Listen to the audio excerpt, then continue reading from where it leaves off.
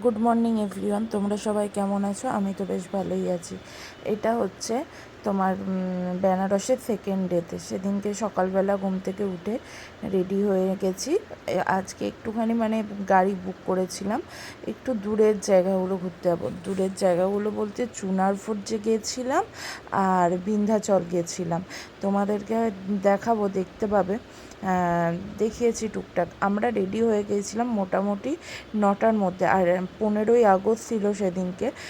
9টার মধ্যে রেডি হয়ে গেছিলাম। গাড়ি বলেছিল 9:30টায় আসবে, কিন্তু সেই গাড়ি এসেছিল 11:30টার সময়। কারণ 15ই আগস্টের জন্য রাস্তায় এত জ্যাম ছিল।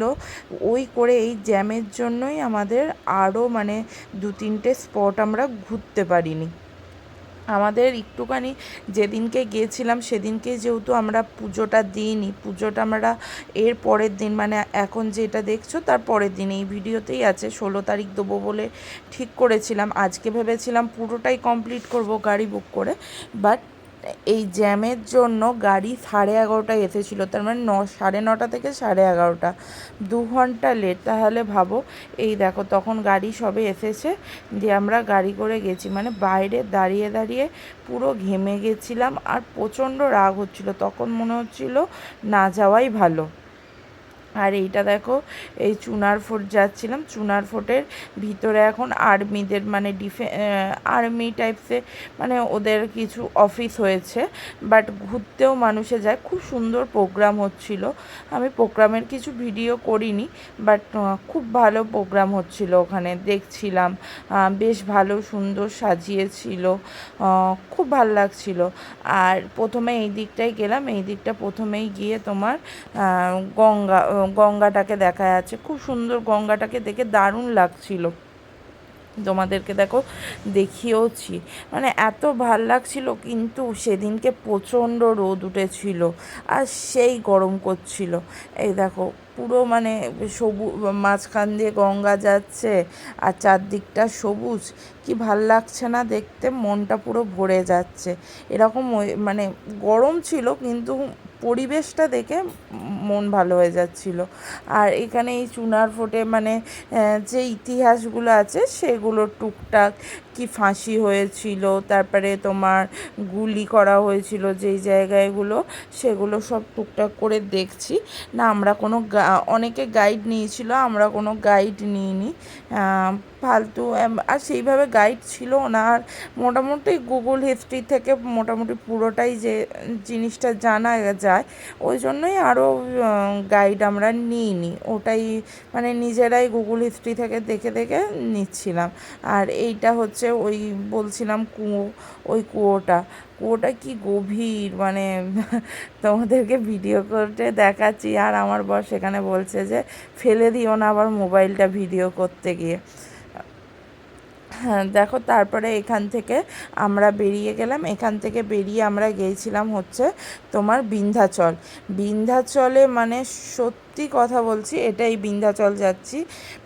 এত সত্যি কথা যাওয়া, এটাও বিন্ধ্যাচলে 3টে মন্দির আছে, বাট এত ওখানে তারাপীঠের থেকেও ওপরে যায়। তারপরে বাড়ি চলে এসেছি, বিরিয়ানি খেলাম।